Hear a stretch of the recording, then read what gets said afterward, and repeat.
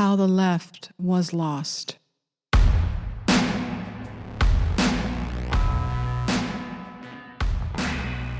Bari Weiss, The New Founders America Needs.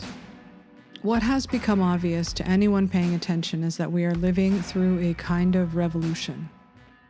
It is not a physical one, as my friend Abe Greenwald wrote in Commentary magazine. It is not being fought within the physical limits of the battlefield. It is instead happening all around us and directly to us. It is redefining our culture, our media, and giving new shape to our public and private institutions.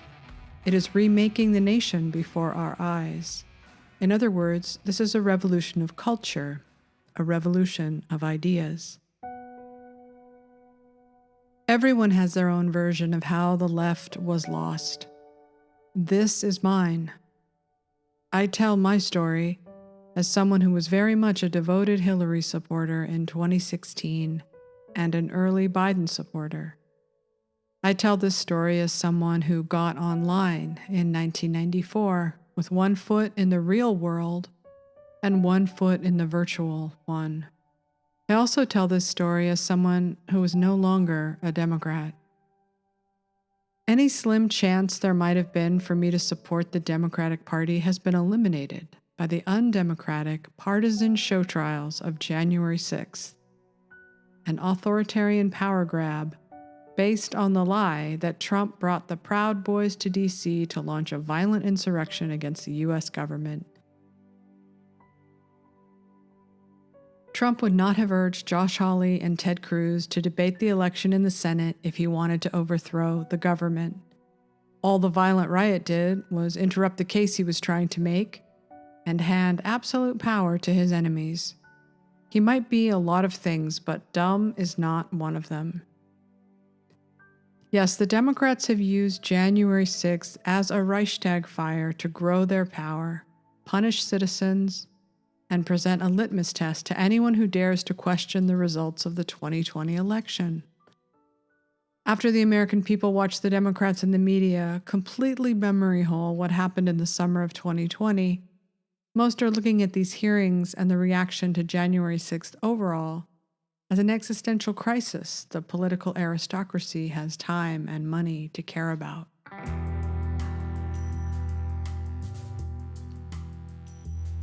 Biden's America. By the summer of 2020, I could see that there was something very wrong with the left. Because I still wanted Biden to win, I was worried they were abandoning three basic fundamentals this country relies on. Freedom of speech, cancel culture was raging, law and order, defund the police was trending, patriotism, attacking federal buildings and historical statues, saying America was systemically racist. Not only did no one listen to anything I had to say, but they were angry at me for saying it. Neera Tanden wrote me personally and asked me to stop criticizing the Democrats until after the election because defeating Donald Trump was the main priority. But I was beginning to worry more about this new version of the left taking power than I was even Trump. If the things we were seeing in newspapers and across all institutions, silencing dissent, firing people right and left, and this suddenly strident doctrine that was being forced down everyone's throat got into government, then our country would start to look a lot more like an authoritarian utopia of the 1984 kind. Turns out we have become that authoritarian utopia, at least online. We trusted the big tech oligarchs with our data, our friendships, our preferences, our financials. Now they're turning on those who are non-compliant and tossing them out of what looks a lot like the inner party in 1984. In 1984, the hierarchy was Big Brother at the top, and then 2% of the population, the inner party, that would be the oligarchs and the billionaires. Then there's the outer party, that would be mostly the Democrats at this point, and the establishment Republicans that have been given a golden ticket to the party. And then 85% of the population would be considered the proles, the proletariats, representing the uneducated working class. The left was never the resistance. They were always the empire. You can't be that rich, that powerful, and control almost every area of American culture from Hollywood to book publishing to media to science and big tech and not be the empire. Trump's side was the resistance, and still is. It feels eerily like 1984 now that the internet is ruled by a partisan cabal doing the bidding of the government. Even the 2 minutes of hate feels like every day on Twitter or the January 6th show trials. But even as we grasp at victory, there is a cancer, an evil tumor, growing, spreading in our midst.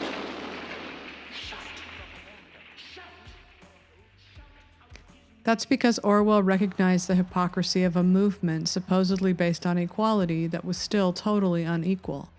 It's kind of like how the left has those lawn signs that say, "This house has no hate," but of course they are filled with hate for those they have deemed bad people. Moral superiority against those with less power than you have is not a good look for the left. They justify it because they have reordered the power hierarchy in this country, which puts the most marginalized people at the top and the least marginalized at the bottom. If you are white, to them you are powerful, and therefore you must be dropped to the bottom of the new hierarchy. Likewise, if you are black and extremely wealthy, you are still marginalized and at the top of the hierarchy. They are hardliners when it comes to skin color, but fluid with gender. The first time I heard that the left no longer believed class to be an issue was pointed out by the conservative analyst Victor Davis Hanson, who wrote, "During the 1980s cultural war, the left's mantra was race, class, and gender. Occasionally we still hear that trifecta, but the class part has increasingly disappeared. The neglect of class is ironic given that a number of recent studies conclude class differences are widening as never before. Middle-class incomes among all races have stagnated, and family net worth has declined. Far greater percentages of rising incomes go to the already rich. Student debt, mostly a phenomenon of the middle and lower classes, has hit $1.7 trillion. States such as California have bifurcated into medieval-style societies. California's progressive coastal elites boast some of the highest incomes in the nation, but in the more conservative north and central interior, nearly a third of the population lives below the poverty line, explaining why 1 of every 3 American welfare recipients lives in California." End quote. There are 2 conflicting worldviews, not just in America, but in other countries. Global elitism versus nationalist populism.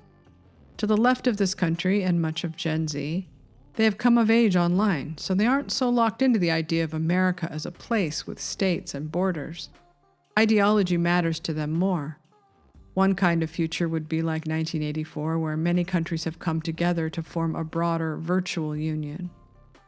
But there is another movement across the globe to push back against it. Some have called it far-right nationalism, but it is the side that opposes the woke indoctrination and the new environmental policies of the left. There are already uprisings against what many countries have done with masks, vaccine, and now the climate. The Democrats, the media, and Biden tell Americans every day how little they care about their problems. Only the wealthy can afford to sit around all day ruminating on January 6th and the existential crisis of Trump. Batya Ungar-Sargon was on the progressive left, like so many others out there, and understands the working class of this country is not reading the New York Times or watching MSNBC. They're mostly watching Tucker Carlson, so she goes on his show because she knows she can reach a much broader audience. She is, to my mind, a kind of guiding light we need moving forward. Right. Shockwaves back in the United States after yesterday's January 6th hearing. With this new January 6th evidence that really is sending out shockwaves. Breaking news about the January 6th investigation is that the shocking testimony. Yeah, it was an insurrection. No, it wasn't. You're lying. Just be quiet. Nobody cares. They're talking to themselves. This at the very moment we have food shortages in the United States of America. So nobody's watching this. During the January 6th committee hearings in mid-June, CNN recorded its worst ratings week since November of 2015. And polls confirm why. Nobody in America cares. We have massive problems, mostly economic problems, that are being completely ignored by the media. Kind of weird, maybe because they're not touched by those problems. According to Rasmussen, Top voter issues are gas prices, inflation, the economy, and violent crime. Batya Ungar-Sargon is the deputy opinion editor at Newsweek, and she joins us tonight. Batya, thanks so much for coming on. So there should be, like, if you care about democracy or say you do, and you're in the media, you should at least try to illuminate the issues that the people of your country care about. Why not look at a poll once in a while and cover that? But they don't. Why? So thank you so much for having me, Tucker, and thank you so much for leading the show with Jose Alba's very distressing story. It's so important, and you always get to the most important story of the day. Yesterday was another example of that. You know, you're totally right. When you ask Americans in poll after poll, what are you most concerned about? They say the same four things over and over and over. The price of gas, the price of food and inflation, violent crime, and jobs. Now, this is not surprising. 2/3 of Americans are living paycheck to paycheck. But when you ask journalists what are their top concerns, they say climate change, the war in Ukraine, January 6th, misinformation, right? There is zero overlap there. Why is that? I mean, it looks like it's a story about politics, but as you cover every night on your show, Tucker, that is a story about class. There is an enormous class divide in this country, and one class has the luxury to sit around obsessing over misinformation, and the other class is sitting at home wondering whether they should put their money towards putting meat on the table or gas in their car because they don't have enough money for both. Historically, societies that have a divide this vast between the people running everything and everybody else in their attitudes and their economic positions, those societies become very and dangerously unstable. Are you worried about that?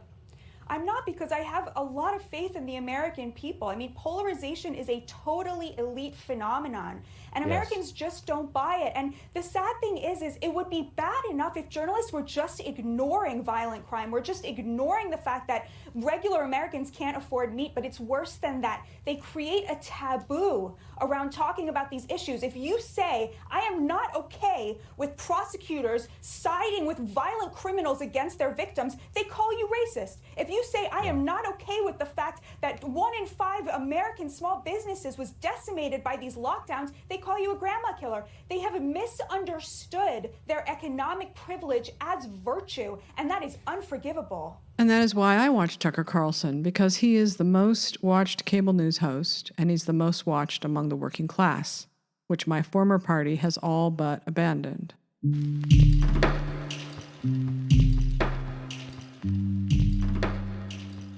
The Empire's New Clothes. 2008 turns out to be a pivotal year. It was the year that Neil Howe and William Strauss predicted would spark the fourth turning, which would be something along the lines of the Civil War. Here is how House and Strauss describe the fourth turning on their site.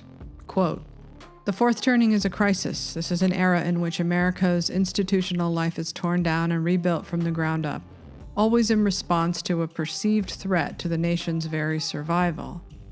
Civic authority revives, cultural expression finds a community purpose, and people begin to locate themselves as members of a larger group. In every instance, fourth turnings have become new founding moments in America's history, refreshing and redefining the national identity." End quote. Well, speaking of history, we have two gentlemen on our set who have been looking at history to find some of the trends and to help us understand what might be ahead for us in this country and globally. Neil Howe and William Strauss. We'll start with Neil Howe this morning. We've always heard the phrase, history repeats itself. When people say it, are they right? Well, we argue in our book that in many respects history does repeat itself. We take a close look at the rhythms of American history, and in our book we make the following big prediction, that beginning about 10 years from now, America is due to enter an era of crisis, an era of political and social upheaval that will last around 20 years or so until the late 2020s. We call this era a fourth turning, and we think it's going to be a big threshold for the history of our nation. It's going to be something on par with World War II and the Great Depression, or going back the length of a human lifespan before then, the Civil War, or going back the length of another human lifespan, the American Revolution. It could be a time of tragedy or a time of great opportunity. It could, of course, bring pain and suffering, but more importantly, historically, these eras of crises, these eras of reconstruction allow us to raise our civilization up to a new level. Howe has said he believed it was the financial crisis of 2008 that led to the $700 billion bailout that sparked the fourth turning. And indeed, two populist uprisings sprang to life in its wake: Occupy Wall Street and the Tea Party. There were other uprisings during Obama's presidency, like the storming of the Capitol in Wisconsin and Michigan, not to mention the formation and activism of Black Lives Matter, all of these mobilized by whole communities connecting online. The ways in which social media spurs political mobilization and even violence has only been applied to the right. But think about this: Kenosha burned to the ground before journalists got the false narrative corrected that he was unarmed and breaking up a fight. They only seem to be worried about the Trump supporters, but I expect in a few years they will come to regret that. 2008 was also the election of the nation's first Black president, Barack Obama. That would spark not just a movement, but a full-blown religion that would influence American culture in ways not felt on the left since JFK. The other major turning point that occurred in 2008 was that Obama became the first president to use a social media platform, Twitter, to build his coalition. Twitter became the church and the fulcrum for the left. It would only intensify over time, and in 2020, Twitter would become the authoritarian arm of the empire, which was now controlled by the Democratic Party. Obama's first-term win would send the left into a kind of rapture. For a community that was already trying to aim towards self-improvement, with the rise of therapy and antidepressants, not to mention daily talk shows like Oprah, where we began to understand the difference between good and bad people. We were already on the path towards perfecting our new utopia even before Obama rose to power. But once he did, the utopians had a leader and a religious figure. The rapture would last just 4 years. By Obama's second term, 2012, the devil had come to the left in the form of racism. Before that, most of the country was pleased Obama had won. It felt like an important milestone in a country whose history and legacy was stained, not just by slavery, but by the Jim Crow era of the South that destroyed whole generations of Black citizens. Obama had been a uniter. That was until things started to go badly for his administration. His progressive policies drove an extreme reaction by the rising populist movement on the right, and eventually, in his second term, Obama had a solid red Congress. The more Obama was obstructed by Congress and the more the Tea Party rose up to oppose Obama's policies, the more the focus on racism began to permeate the consciousness on the left in a new way. Racism was baked in. It wasn't anything you did, it was something you were. An accusation is enough because how can anyone prove that they aren't? Any white person who opposed or even criticized Obama, who had become and remains a godlike figure on the left, had to be racist. By 2013, critical race theory and gender theory would spread from college campuses to high schools to online social media sites like Tumblr. Even before Trump ran in 2016, there was this idea that racism was everywhere and in everything. That 2013 generation on Tumblr went to college and enacted their online justice ideology in real-world activism. Remember, if your only experience of presidential leadership is Barack Obama, and you believe half the country is white supremacist, then your activism is going to center around fixing the omnipresent racism the same way the Puritans were chasing witches to purge the devil from their otherwise devout village. And since this generation understood that you broadcast your identity online and on social media, what you did, what you stood for, what you fought for, defined who you were and separated you from people who weren't doing that.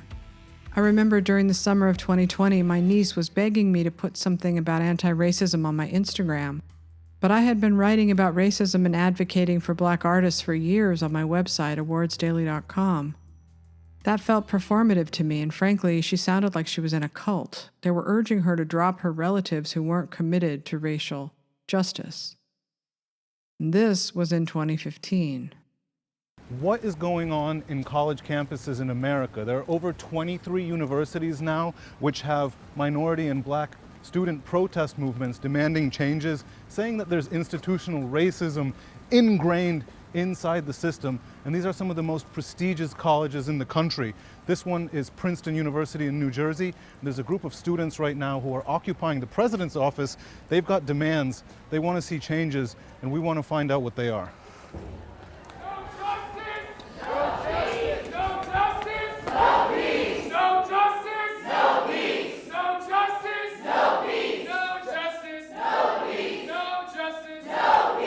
A group of students have called for reforms here at Princeton. Their main demand is to rename the School of Public and International Affairs, named after former President Woodrow Wilson, who was a known segregationist and a racist. We out here! We've been here! We're leaving! We are loved! We out here! This was the scene at another Ivy League bastion of privilege, Yale, just a day earlier.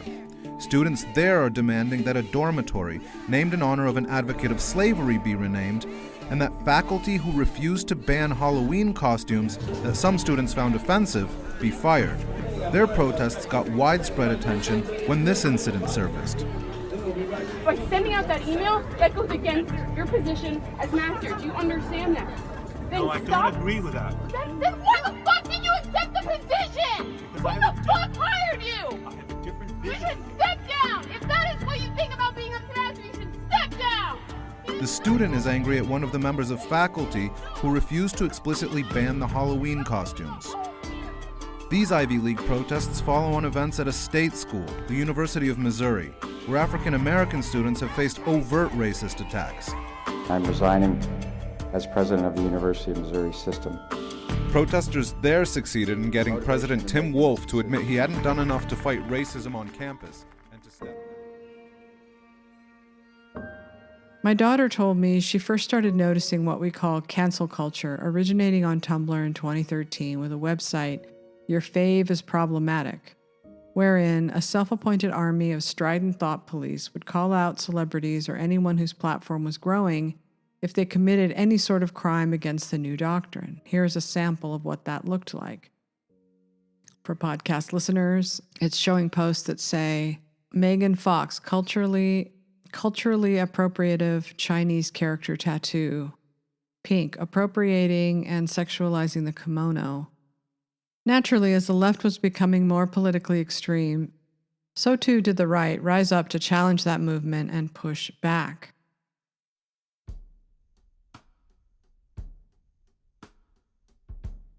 Around 2013, Trump began getting political on Twitter. Part of it was his alignment with the Tea Party, though really its representative was Sarah Palin, who ran as John McCain's running mate in the pivotal year of 2008. The Tea Party was already considered a racist movement by the left, thus anyone involved in it had to be racist. That is nothing but a bunch of tea-bagging rednecks. Angry at government and racism. The conservative movement has now crystallized into the white power movement. Who are into killing blacks and Jews and women or whatever it may be. I haven't met any racists yet, to be honest with you, not in the Tea Party. Have you yourself, has anyone accused you of racism for your involvement in the Tea Party? Today, yes. I've been called a couple of bad words today. They're a cult. Nazis. Fascist. Un-American. Racist. Any opposition you have, any opposition to Obama, to the Democratic Party, anything right now, the way to end any argument, racist. This is racism straight up. They say racist, and the argument's over. How can that be? I mean, there is freedom of speech, but, you know, that comes with a responsibility. I think this is dangerous rhetoric. They're fascist stooges who, in the true sense of that word, that's not hyperbole. And, you know, we see these hate groups rising up, and this is definitly part of that. No, I see a lot of anger toward the government, but I don't see any hate. The media has told everyone, these blind, misguided people, that the Tea Party is racist, so that you know, African Americans and other groups and Democrats won't participate in something which would definitely help out their children. You can't deal with these people at all. That's what they want to do. They want to categorize us to where we're all fighting each other. I think they're threatened and they're afraid we're going to win. So they're trying, like, how can we bring it down? Oh, the worst thing you could be in this country is a racist, so let's say that. This is about hating a black man. To be honest with you, the first time I heard Obama speak, I thought, there's a guy that knows what he's talking about. He speaks very, very well. But he has converted it to socialism. Take from the people who are working and give to those who aren't. You are un-American, you are anti-American, you do not love this country, and you are rooting against America. They see millions of people in this country asking the question among themselves and within their neighborhoods, are these fools in Washington going to wreck our country? And it scared them half to death.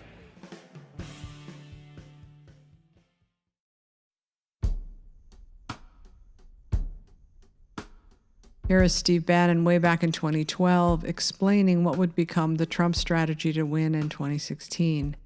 This all is going to come down to a ground game. This is all going to come down to voter turnout. This is going to come out in places like Florida, North Carolina, Virginia, Ohio, Pennsylvania, Wisconsin, Michigan, Colorado. A handful of states and about 5 million people will determine the direction of the country. It is absolutely incumbent upon all of us that we have just as much hard work and just as much determination as we had in 2010. Remember, with no money and no support in 2010, the Tea Party won a huge victory, and that was all because people got off the sofa, went to a rally, found their neighbors, went to Facebook, got on Twitter, went to these sites, used social media with no money at all. We totally disintermediated, which is a fancy term for saying we moved the political parties out of the way and people took control of their own destinies. That has to happen. If you're frustrated, this is not going to happen in one election. We're in literally a 10 or 20 year struggle for the future of the country, and that's where you're just going to have to man up, toughen up, just like our forefathers, right? We're going to have to do exactly the kind of effort they had, and we can win. I like what you said about how our forefathers, they were fighting. Bannon has also been labeled a racist along with the MAGA movement. One of the biggest disadvantages for the left and even the never-Trumpers is that they are now being caught with their pants down since they are losing Hispanic and Asian voters. Even black voters are starting to flee the Democratic Party. The America First movement, per Steve Bannon, has been actively trying to recruit those voters. Anyone who knows the movement knows it isn't based on race or racism. Once they become aware of that, the entire left and the media instantly lose credibility. The media and the Democrats have been whipping members of the left into a state of hysteria for 6 long years. They never stopped to think about what that might be doing to the formidable minds coming of age online. That kind of delusional thinking is what got us to Evergreen and what got us to the summer of 2020.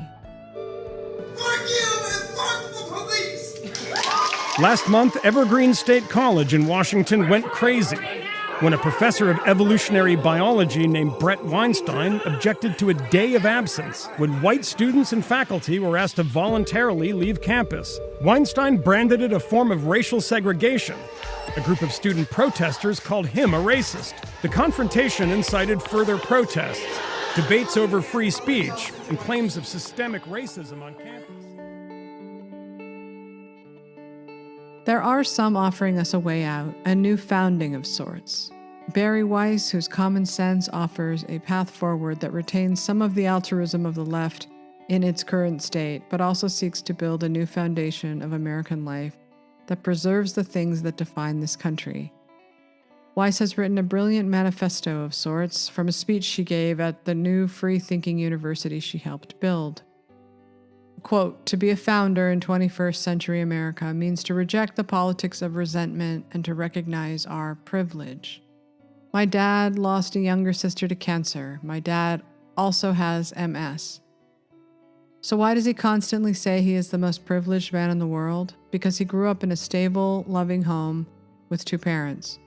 But he has meaningful work because he has Judaism and the community that comes with it, because he married the love of his life.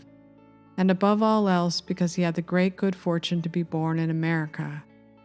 Even with all our flaws and failings, even with inflation and polarization and tribalization, anyone who is honest will admit that there is nowhere better to build a life."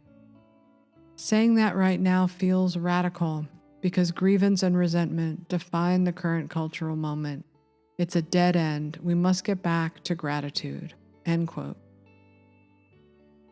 James Strzok, who writes of America's fourth founding in a must-read piece called Who Lost America, lays out exactly what happened to this country since around 2013. Demands for recognition and respect of non-majority identities are by no means new. They recur through the course of history. They're a feature, not a bug, of our national experiment. They prompt periodic resets of American political life, sweeping more people into full participation. Those holding power are persuaded to acknowledge the rights of others in the ceaseless cause of aligning our practices with our ideals. What's different now is that the most conspicuous variants of identity politics reject the ideals of individual rights and autonomy for all. Instead, they assert that existing hierarchies are irredeemably illegitimate, built on oppressor group dynamics, rather than making it possible for more people to compete and earn places in talent and competence hierarchies. These critics seek to invert them. Those classified as members of historically marginalized groups would be placed at the top based on immutable characteristics. This approach inclines toward rule by an elite, tending toward autocracy rather than democratic self-governance. This yields a banquet of consequences. Group victimization is venerated, individual achievement is derogated and deconstructed by frenzied packs of injustice collectors. Institutional power is honored, political persuasion is neglected, representative democracy is discredited as built upon past unjust assumptions and institutions, rather than safeguarded as a foundation for the ongoing pursuit of progress." End quote. When we put it all together, and when we look at what this country has become at the hands of the left, we have a larger majority that will reject it. They will reject Hollywood movies that are soaked through with dogma, almost all of them are. They will reject candidates who drive some of the more extreme policies of the Biden administration. They will reject what appears to be indoctrination in our public schools. And hopefully they reject this bizarre new religion that seems to exist only to alleviate the guilt and shame of the most successful and wealthy Americans who loved Obama enough that they wanted to atone, eternally, for their sins of white privilege. Watching them alternate between white guilt and being white saviors is exhausting. It seems so self-serving and punishes those in the middle or at the bottom who have no such marginalized status to allow them entry to the inner party. They are asked or demanded to be good allies and give up their talent or their skills or take a step back to allow for equality of outcome rather than opportunity. But we are still a country that needs to be based on the hardest working and the very best to rise to the top, regardless of status, race, or any other way societies categorize and rank their citizens from birth. We should be giving everyone a shot, not telling others to slow down for those behind them to catch up. Strzok ends his piece by saying, "We can't wait for any savior to rescue us." Quote, "How will we diagnose and alleviate the pains afflicting our body politic? Are we experiencing America's death throes, or is a new nation struggling to be born? The answer is unlikely to be found through the calamitous clarity and contingency of foreign war, and it's unlikely to be delivered from on high here at home, by a leader as yet unidentified. As with the generation of 1776, the Civil War generation, and the greatest generation, the American future depends on us, ordinary citizens, bound to one another in an extraordinary, fateful experiment." End quote. The left I used to know stood up for the little guy, the working class poor, not just those they choose to help because they are ideologically compliant. We didn't punish or cancel artists. We didn't censor and bully journalists. There is no doubt we have lost our way. Perhaps a massive red wave will give the Democrats a chance to collapse completely and then rebuild with new blood and a better path forward.